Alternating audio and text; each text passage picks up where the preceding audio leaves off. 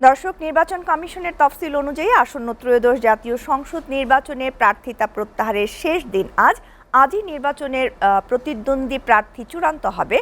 জোট সংক্রান্ত কোনো জটিলতা থাকলে তা নিরসনে আজকের পর আর কোনো সুযোগ থাকবে না। এরপর প্রতীক বরাদ্দ হবে 21 জানুয়ারি। 22 জানুয়ারি থেকে প্রতিদ্বন্দ্বী প্রার্থীদের প্রচারণা শুরু হবে। ভোট গ্রহণ অনুষ্ঠিত হবে 12 ফেব্রুয়ারি। সকাল 7:30 থেকে বিকেল 4:30 পর্যন্ত বিরতিহীনভাবে চলবে এই ভোট গ্রহণ। ব্যালট পেপারের মাধ্যমে স্বচ্ছ ব্যালট বাক্সে ত্রয়োদশ জাতীয় সংসদ নির্বাচন ও গণভোটের ভোট গ্রহণ সম্পন্ন হবে। আর এই বিষয়ে বিস্তারিত জানাতে আমাদের সাথে সরাসরি নির্বাচন কমিশন থেকে যুক্ত হচ্ছেন আমাদের সহকর্মী আশিকুল আলম। আমরা চলে যাচ্ছি সেখানে।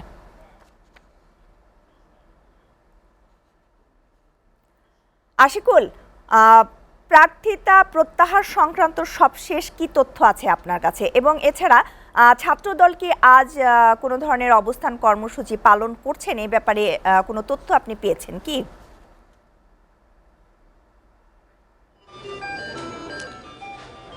শ্যামলী, ধন্যবাদ আপনাকে। আজকে যে প্রার্থিতা প্রত্যাহারের শেষ দিন, সেই অনুযায়ী কিন্তু বিভাগীয় কার্যালয়গুলোতে আপনার এই প্রার্থীদের যারা প্রত্যাহার করবেন তাদের যাবতীয় কার্যক্রম সম্পন্ন করার ক্ষেত্রে সকাল থেকেই কাজ শুরু হয়েছে এবং এখনও পর্যন্ত সেই কার্যক্রম চলছে।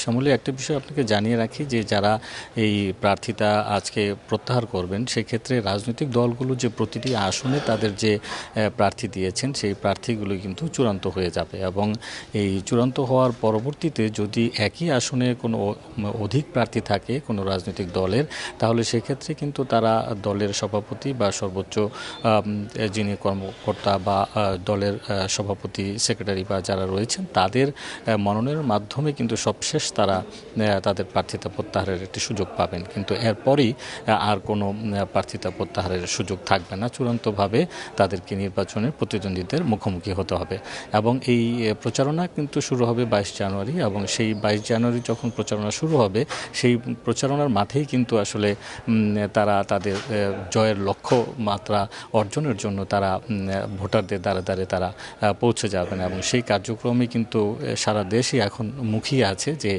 প্রচারণা শুরু হবে। সেই প্রচারণা কার্যক্রমের ক্ষেত্রে কারা কারা প্রার্থী যারা হবেন তারা ভোটারদের দ্বারে দ্বারে যাবেন। আরেকটি বিষয় জানিয়ে রাখি আপনাকে যে শ্যামলী, যে আজকে এই নির্বাচন কমিশনে আগারগে এই নির্বাচন কমিশন ভবনে সন্ধ্যা নাগাদ একটি বৈঠক হতে পারে। রাজনৈতিক দল যারা রয়েছেন এরকম তাদের সাথে সন্ধ্যা নাগাদ আমরা যেটুকু জেনেছি একটা বৈঠক হতে পারে এবং সেই বৈঠকের পরবর্তীতে সন্ধ্যার পর হয়তো একটি ব্রিফ হবে। সেই ব্রিফে আরও বিস্তারিত তথ্য জানা যাবে। তো শ্যামলী, এই ছিল আমার কাছে নির্বাচন কমিশন ভবন থেকে। আশিক, আপনাকে ধন্যবাদ।